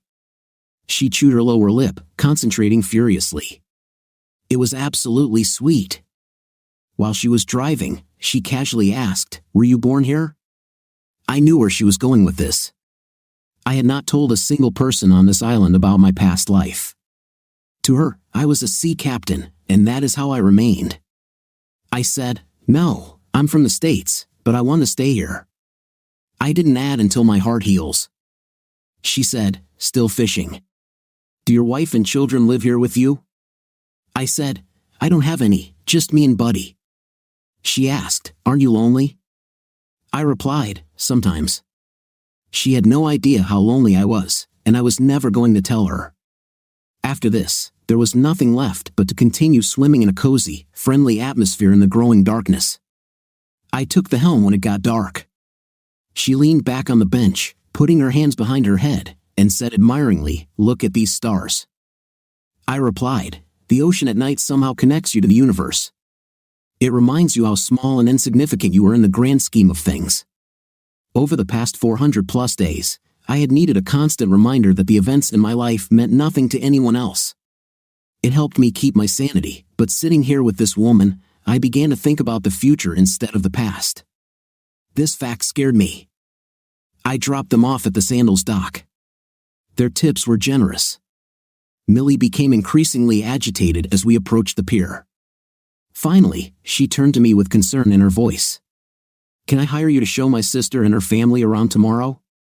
They need a good guide." I said, "Sure, just call this number," and handed her one of my business cards. I was concerned about how happy it made me. They all walked along the pier, carrying their spoils from the raid on the shops of Martinique. In fact, her brother and his wife walked ahead, holding hands.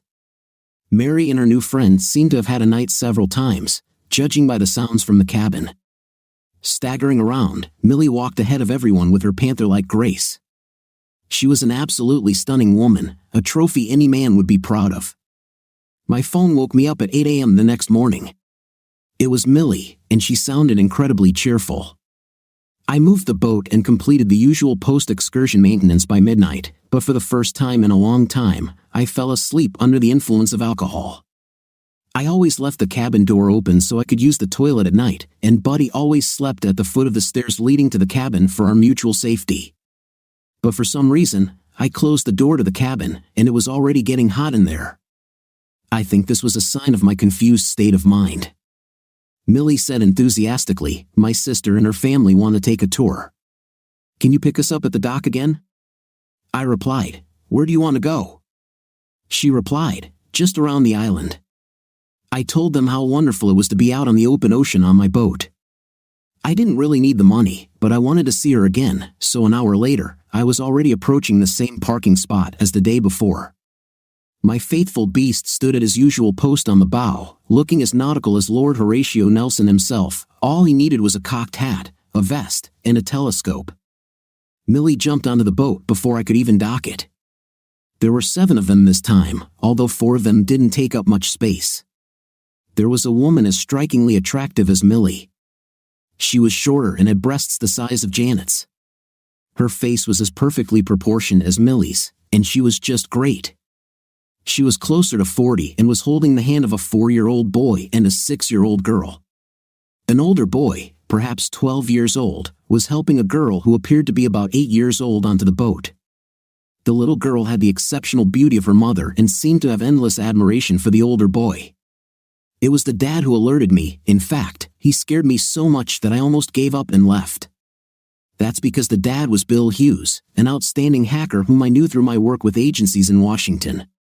He owned a large penetration testing company in Falls Church and would have known Professor William Butler if he still existed. Luckily, Billy Joe the sea captain didn't even remotely resemble that guy, and I hoped that Hughes did not expect to meet me on the island of St. Lucia. I wished I had a beard. They all climbed on board, the children quite carefully.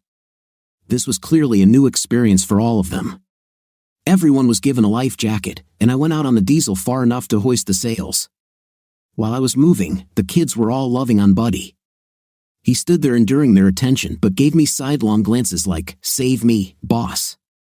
I assumed that Millie and I would do the hoisting of the sails, as she was beginning to be proficient at it, but she immediately involved the older boy and girl. She even added a 6-year-old girl to her crew on deck. This girl was obviously an exceptional example of female athletics, just like her aunt. I released the sail, and Millie and her brave team got down to business. They didn't even use a winch, they simply pulled the sail up to the mast. It was something like, "Yo-ho-ho" and a bottle of rum. This particular feat of seamanship was largely due to the fact that the bosun in charge of the deck crew was probably as strong as I was. On the other hand, it was a wonderful, caring gesture. This was something that only a woman who loved and understood children could do. Her older sister looked at all of them working on the sails with love in her eyes. I was beginning to see what a truly caring family looked like. I was also relieved that her husband Bill, whom she was clinging to like a schoolgirl, clearly had no idea who I was. We made a full circle offshore from Castries, around via Fort Bay. I anchored off Sandy Beach and took them to a picnic.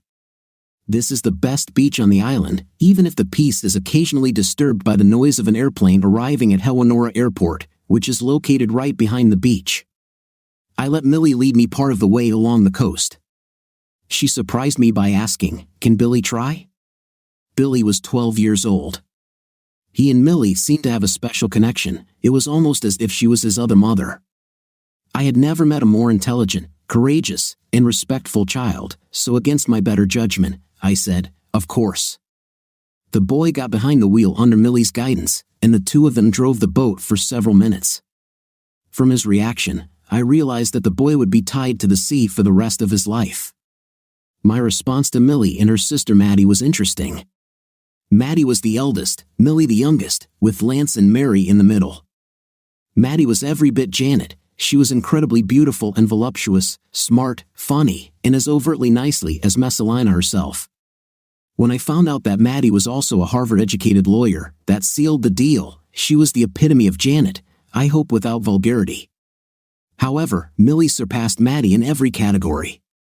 There was a certain natural strength about Maddie that made her seem seriously self-confident, almost bossy. Millie had the same strength of character and was just as confident and strong, but as the baby of the family, she seemed carefree, intelligent, and focused on others, and, of course, that gorgeous body. I almost couldn't look at Millie, she was so heartbreakingly beautiful. But she wasn't at all self-conscious about how she looked. It was as if she didn't realize that she was a one-in-a-million beauty. With Maddie's kids, Millie was like Peter Pan among the lost boys, funny and nurturing, while Maddie played the role of the parent. Millie seemed to focus on nothing but how to raise and make every child happy. It spoke volumes about her loving spirit. Maddie's Harvard law degree reminded me that I knew nothing about Millie's past, and make no mistake, at that point, I began to think about Millie in a way that suggested a background check. I said, "What are you doing, Millie? Did you study in college?" I had never asked before. She said very casually, as if she was telling me what time it was, "When we get back from vacation, I'll be starting a residency in neonatology at the University of Michigan Hospital." Damn, was she a medical doctor? It never occurred to me that this hot young woman could be a doctor. It suited her personality perfectly, as she was a giver, but such achievements for someone so young and beautiful had never crossed my mind. Talk about being a condescending weirdo. Thank God no one asked me what I was doing, they just assumed. However, my husband Bill started looking at me as if trying to decide whether he knew me or not. I wanted to get to know Millie better. This was before I made hasty decisions about returning to the reality of the adult world. I didn't want my cover to be blown, so we packed lunch, and I took them all back to the boat on the Zodiac. When I dropped them off at the dock, Hughes pulled out his wallet and asked me how much. I told him that the trip was on me. I really enjoyed my day with them. This led to the usual male argument, "Take it."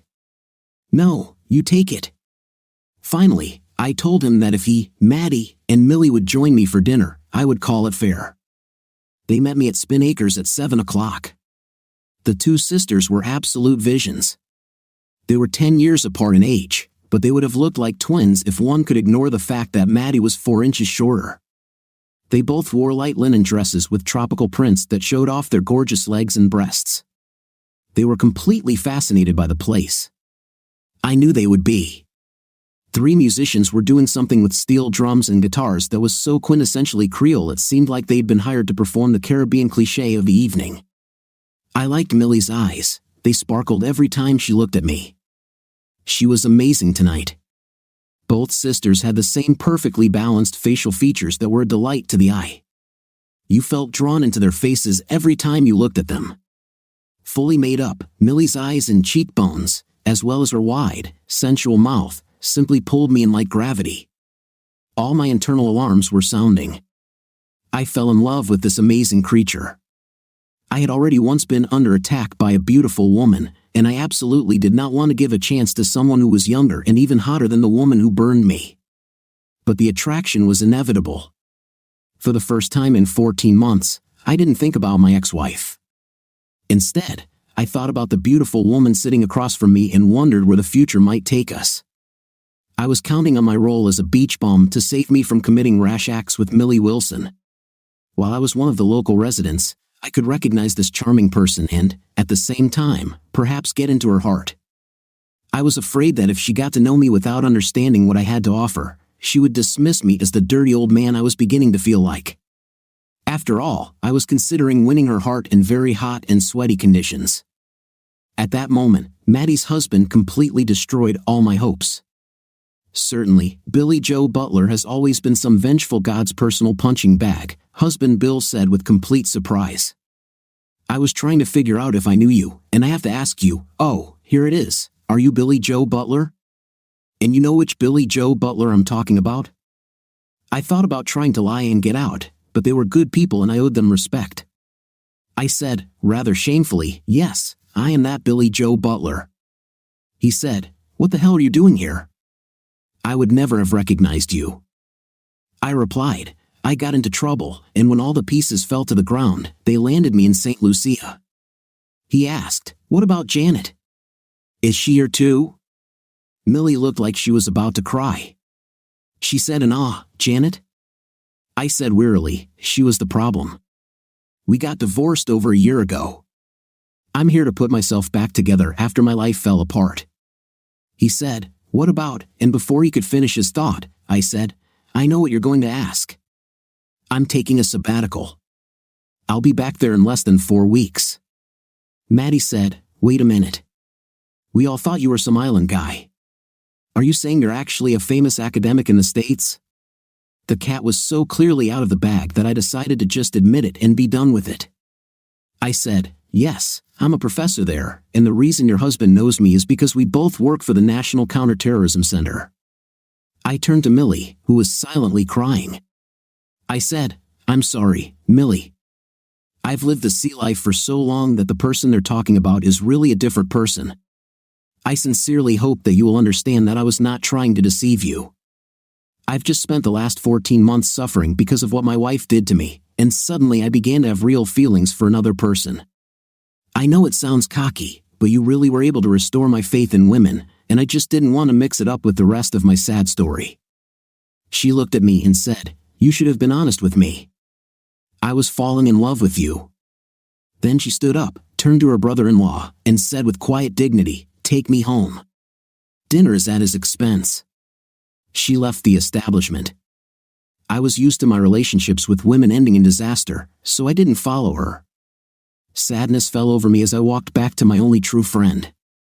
He greeted me with his usual dog sniff. "Welcome back, boss. It didn't work out again, I see." It was hard to leave my happy life in St. Lucia, but my sabbatical leave was over, and I would have owed the university a year's salary if I had not returned to class the day after Labor Day. Millie's situation had torn the scab off the deep wound that Janet had inflicted, and it felt like I was bleeding again. It was kind of awkward, actually. I have contempt for any man who continues to play the role of a heartbroken weakling 16 months after a divorce, but that's exactly what I did. Strangely, I was grieving the loss of Millie, not Janet. I packed my things and left. Jean-Claude was there to see me off. I gave him the savings I had put aside in case I decided to stay. We earned them together. He almost looked like he was going to give them back. You have to know Jean-Claude to understand how touching it was. Money is sacred to him. He shouted after me, "Good luck, my friend, and goodbye," and then disappeared from sight around the bend of the bay. It was hot in the Florida Channel. The first storm of the hurricane season was already approaching, and I barely made it through before encountering a situation that actually required lifeboats. As soon as I got into the coastal waters, the sea calmed down, but the journey was still very gloomy, at least as far as my state of mind was concerned. Bill the Islander was dead, and I had returned to reality, but there was no love there. I cut my hair to business professional standards. It was still white and blonde, and people with a tan like mine were rare in Washington, so I stood out. Plus, I was now more like dry skin rather than soft and plump like most around me. But I returned to the role of Professor William Butler, a lonely bachelor. As I walked out of the classroom after a morning lecture during the second week of classes, I saw Maddie leaning casually against the wall. Honestly, it was a shock. She was absolutely the last person I expected to see in real life. She was wearing the same clothes as the rest of the students, a short pleated skirt and sweater, bare legs, and boat shoes without socks. But it was impossible not to notice her. She was perhaps the most beautiful woman in the hallway, if not on the entire campus, perhaps even in all of Washington. God, how beautiful she was. I was surprised to see her and curious as to why she was there, so I walked over. I got the impression that she was used to people approaching her, not the other way around. I said, "Hi, Maddie. I never thought I'd see you again." She pushed herself off the wall and stood in front of me. She placed her hands on my shoulders, at arm's length, and just studied me silently. Her facial expression was unreadable. It wasn't hostile, but it wasn't friendly either. It was as if I was her 4-year-old child who had just misbehaved in public, and she didn't know what to do with me. Finally, she said, "Is there a place where we can talk in private?" I thought, "Ooh, is there a problem?" I said, "My office is right upstairs if you want to go there, or we can go to Tombs if you want to talk in a more public place." She said, I could use a cup of coffee, and walked toward the parking lot without even looking back to see if I was following. She was undoubtedly a very confident lady. I arrived by metro, so she had to drive me. Along the way, we exchanged general information to get to know each other. It turned out that she lived in the Palisades area, very close to the university, so coming to meet me was not a problem for her. I also didn't have to ask how she knew where I was because my schedule for every Tuesday and Thursday at 10 a.m. is published on the internet. This is one of the conveniences of online scheduling. It turns out her husband, Bill, was watching the children. We found a table and both ordered coffee. Everyone in the cafe was trying to figure out who Maddie was. She looked even more attractive than Janet in the category of exotic beauty, with a curvy figure that attracted the attention of every man. Those who knew my true story exchanged glances of approval. Maddie is a lawyer, and lawyers have a way of getting to the heart of the matter. Since I didn't think she had come to invite me to one of the kids' birthdays, I knew what we were going to talk about. So, I decided to get ahead of the conversation. I said, if Millie thought I was deceiving her, I want to apologize again. You see how different the world is here and there. Evidence of this is all around us. Everyone in the cafe was having serious conversations about classes or work. I had only known your sister for 2 days at that time, and it seemed inappropriate for me to try to explain my complicated history. She looked at me intently. Her eyes were full of intelligence and unshakable strength. She said, "Okay then, tell me now." I took a deep breath and said, "I was happily married to a woman who was almost as beautiful as you and Millie. She was my best friend, lover, and life partner. I never thought that my idyllic world would ever change, but I caught her cheating with her boss. In her defense, I'm sure she would never have betrayed me if he hadn't been so persistent. It was one of those unfortunate events where all the conditions for betrayal coincided at the same time. However, when she cheated, it was a perfect storm. In fact, she cheated with such selfish shamelessness that it destroyed every aspect of our special marriage, and suddenly nothing in my life seemed secure anymore. If you ask me honestly, I don't think she would do it again, but I wouldn't bet on it. However, watching her do all those things with that man had an impact on me. The polarity of our relationship changed. I was always very attracted to her, but after I witnessed what she did in that hotel room, I was also very repulsed. Even worse, she was so filled with remorse and regret after that I was pulled back into her orbit, and I would have lost all respect for myself as a man if I had allowed that to happen. So, I decided to create a barrier between us by going somewhere else, a place where I could get my thoughts in order. The version of me you met there was Island Bill, the happy beach bum. I had practically decided that living in celibacy would be preferable to the pain that a woman in your life might cause, and I really liked the simple world there. Then I met your sister. Something about her cured all my trust issues. It was a completely incomprehensible reaction. I didn't even think about it, it happened instantly. She's so real, unpretentious, and kind. It was like a miracle. There, I acted like a little child hiding from the facts of my real life. Then I met her. Suddenly, I wanted a woman to respect me again. I wanted to live up to the standard she set for me. I could trust in her and her fundamental honesty and integrity. For the first time in 14 months, my life had direction and purpose. I was strong again, and I could deal with anything, including Janet's betrayal. Everything fell apart when your husband exposed me and she left. I just hope that Millie understands that I wasn't trying to deceive her for some undignified reason. I just wanted some time to try and convince her that despite my years, I could be a good fit for her if she ever considered letting me into her life. Maddie snorted. She said sarcastically, "Seriously, for such a smart guy, you're really dumb. I can't believe you didn't see that Millie was in love with you from the moment she saw you and that smelly dog. I'm sure the representatives of the night are all absolutely narrow-minded. Millie saved my marriage when Bill suffered from the same type of dementia, and now it's time for me to save her.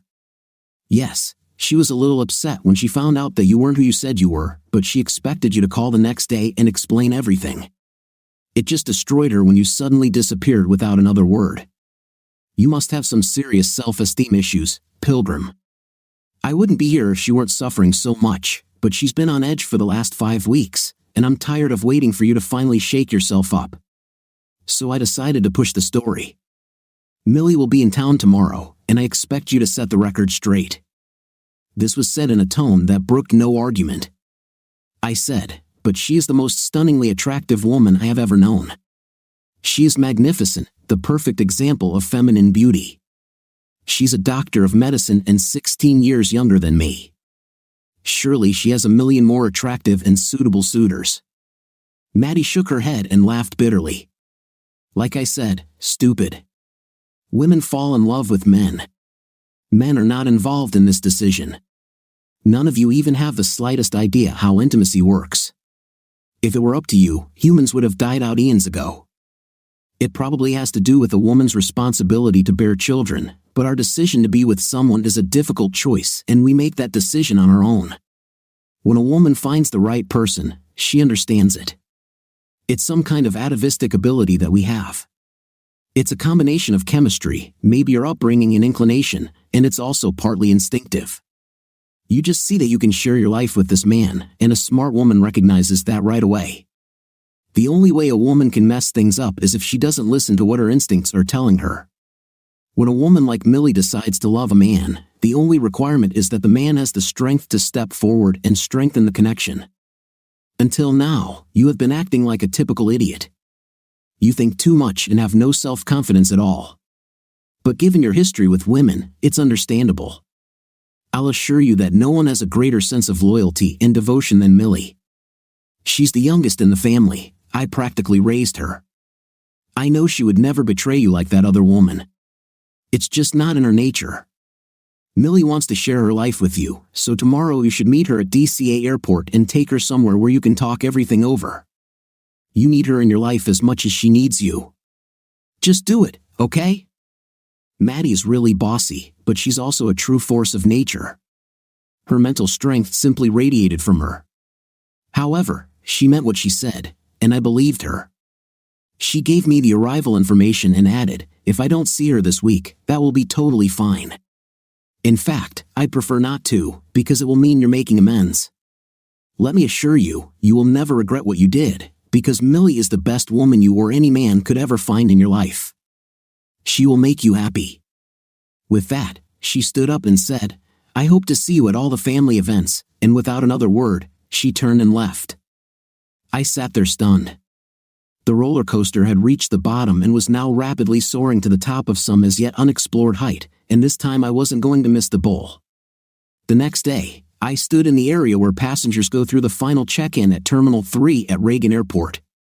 To say that I was nervous would be putting it mildly. I was probably more confident walking to Susie Franklin's door on the night of my junior prom with acne on my face. The last time I saw Millie, she was leaving my life. As far as I knew, there was an equal chance that she might decide to tell me what she thought of me in front of all her fellow travelers, or she might pass me by without even acknowledging me. To be honest, I didn't know why I was standing there, but as the song says, a pale heart never wins a fair lady. She walked through the passage dragging her little suitcase. She was the epitome of feminine beauty, dressed with the deadly grace of a great hunting cat. Every man behind her was appreciating her legs in fifth place.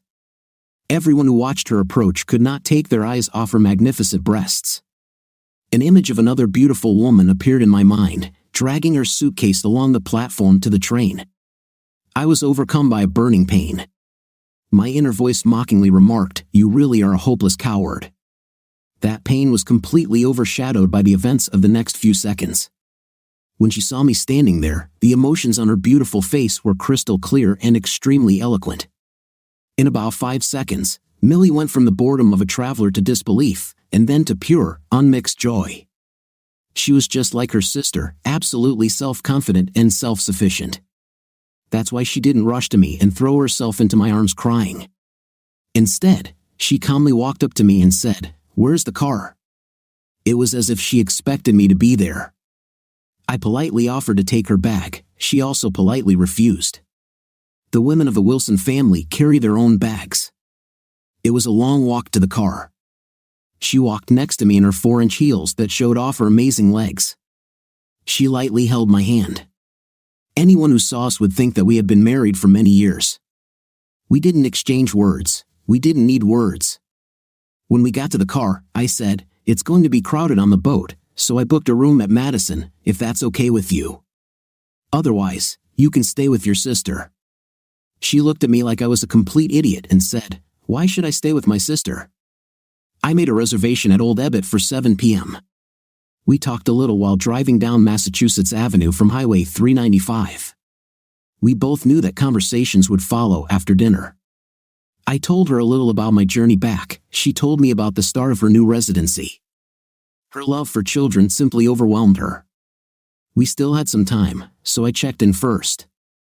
I had booked one of the suites at Madison, so I sat in the living room while she changed in the bedroom.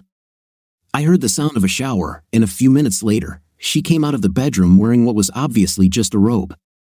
Under the fabric, events of indescribable proportions took place. I stood up as she began to walk towards me, completely at ease. She said with some urgency in her voice, "Let's get this over with." This was our first kiss.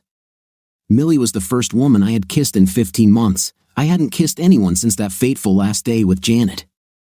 We made love. She was afraid that I might interpret her extremely passionate behavior as vulgarity, instead of realizing that it was actually her gift to me. I had to tell her that I understood the difference. I said, "You are an incredible woman. What we just shared has created a special bond between us that I hope we can keep for a lifetime, or at least until I become incapacitated with age. I want to spend this life with you. I know it's a little early, but we need to talk about our future together." One possible response to this statement could be, "What are you talking about?" I just wanted an intim. But I was counting on Maddie to be right. As usual, Maddie was right. The pure joy that spread across her exquisite face was satisfying. She said, almost shyly, "I'm yours if you want me." It was incredible. She was significantly younger than me, an absolutely stunning beauty, a successful professional who had made her way in a man's world, and might I add, the hottest woman in the solar system. And so she humbly offers herself to me as if she is not everything a man could ever want wrapped up in one wonderful package. I thank the Lord for women's insecurities. I said, "We have a lot to talk about, but I can't imagine my life without you." An hour later, we were dropped off at Old Ebbitt. It was a short ride down 16th Street and then H to 15th. I chose this place not so much because it was Grover Cleveland's favorite place, but because of the quiet and very private booths where you can have a meaningful evening conversation. I was proud to be by her side. She looked incredible in a simple black dress and pearls with patent leather pumps to go with the ensemble. Her muscular legs looked great in heels. She didn't try too hard to show off her breasts, but they were so tightly bunched up and naturally high on her chest that it would have been impossible to wear a cutout dress without showing a lot of cleavage. During our impromptu intimate encounter, I answered one unresolved question. I now knew from close and lengthy inspection that no silicone had been used in the creation of these magnificent molds. They were all Millie Wilson. We ordered, and then I turned to her and said, "So, can I assume I've been forgiven for not being as clear as I should have been about my status?" She chuckled and said, "You deserve forgiveness." I asked, "Do you want me to tell you my whole story?" She said, "Maddie notified me last night." When I heard it, I cried. What a tragic situation. You must have loved her very much. I took a deep breath and said, "I love you so much more. I have loved you since that first night on the boat under the stars. I love you for your wonderful caring spirit and the way you treat children. I love your humble, selfless soul. I love your cheerful love for life and will love you forever if you accept me. I know I'm much older than you, but I'm in good shape. I have a good job and you'll never doubt my loyalty or desire to be with you." Her eyes sparkled with tears. She said, "What does this mean? What are you telling me?" It was clear that she knew exactly what I was talking about, but this flirt wanted me to say it out loud. Sighing, I said, "If you agree to marry me, I swear you won't regret it." She grabbed my hands across the table and said, "Yes, yes, 1,000 times yes. I will make you the happiest person in the world." The sun was out, the grass was green, little bluebirds were chirping, and beautiful butterflies were fluttering around. Suddenly, my future looked absolutely perfect. But the gods love to play tricks on me. At that very moment, Janet appeared next to the table in a literal cloud of smoke. I could almost smell the sulfur.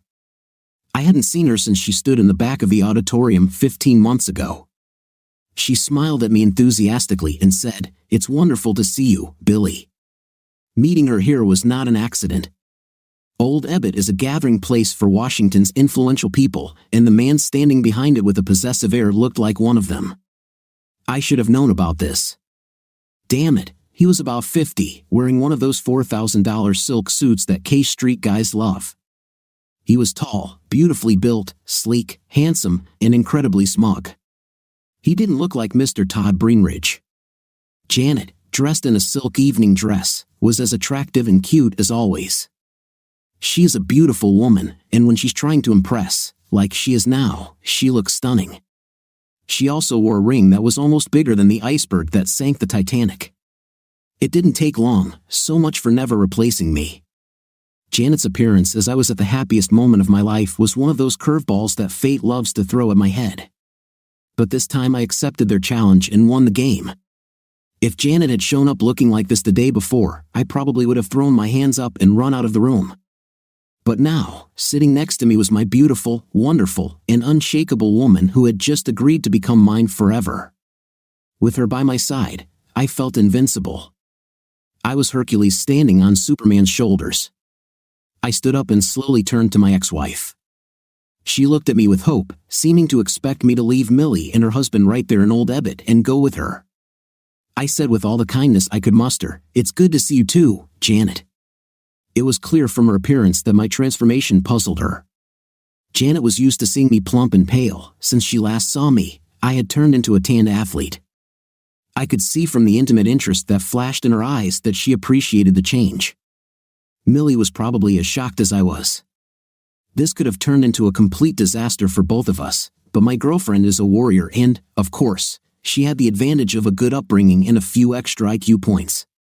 She rose from her seat with natural, effortless grace. This way, Janet and her husband could fully appreciate everything about her neat little black dress. They both studied Millie from the top of her thick brown hair down her gorgeous dancer's body to the tips of her dainty little feet. This sight alone would intimidate any woman given Millie's perfect form and gorgeous face, but she was also almost 4 inches taller than Janet, so she looked down on her.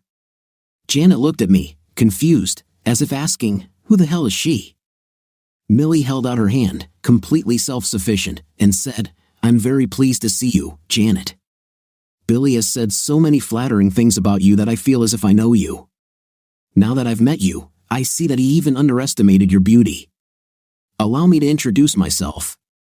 I'm Dr. Millie Wilson, Billy's fiancée." Janet looked absolutely stunned. Millie was clearly a decade younger than her, just as beautiful, several notches hotter on the feminine scale, and she's a doctor. I almost felt sorry for this cheater. Millie turned to Janet's husband and said, "It's nice to see you too, sir." The sir should have offended him, as he was twice her age. Janet's husband looked at Millie as if he had fallen in love right there in the restaurant. What man wouldn't want her? A body so hot and a face so attractive, it's hard to resist. My absolutely outstanding woman was a sight for the gods. Janet regained her voice and said in absolute amazement, "Doctor? You teach at a university? I'm the vice president there. I don't think I've ever heard of you." Millie replied, "No, I'm a doctor, not a PhD. I specialize in neonatology at University Hospital in Ann Arbor, Michigan. Billy asked me to marry him, and I said yes. So I'll probably transfer to GW University Hospital in Washington to continue his residency." Game, set, and match for Millie Wilson. She couldn't have said it any clearer. She seemed to have put up a no trespassing sign, and she had every reason to do so. I must have taken some perverse pleasure in the stunned look on Janet's face, but I almost felt sorry for her. She looked embarrassed and then turned pale. She may have been married to another man, but she obviously still had hope. Millie's declaration was a windshield to Janet's expectations. Janet took a second to compose herself and then said cheerfully, "Well, that's great.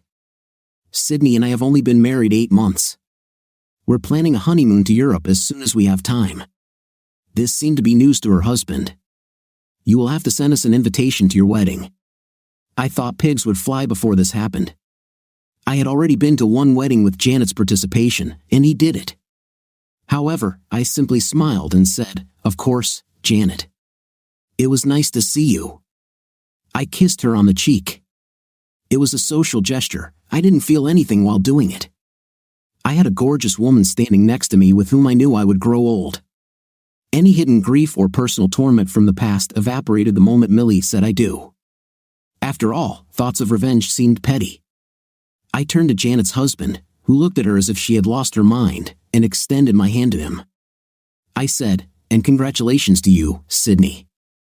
Janet will make you very happy, as she will make me. I wish you all the best."